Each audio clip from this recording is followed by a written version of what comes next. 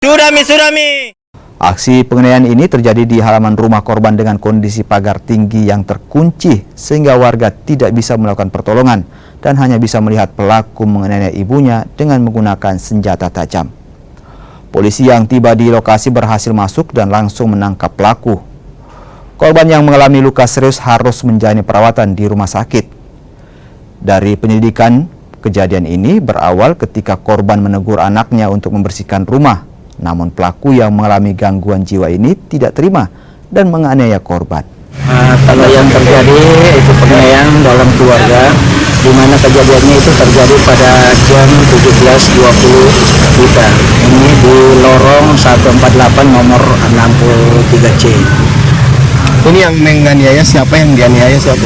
Pelaku penganiayaan adalah anak kandung sendiri terhadap ibu kandungnya, yang dilakukan karena tidak terima ditegur oleh ibunya untuk membersihkan rumah, sehingga merasa tersinggung, akhirnya dia melakukan penganiayaan dengan menggunakan parang.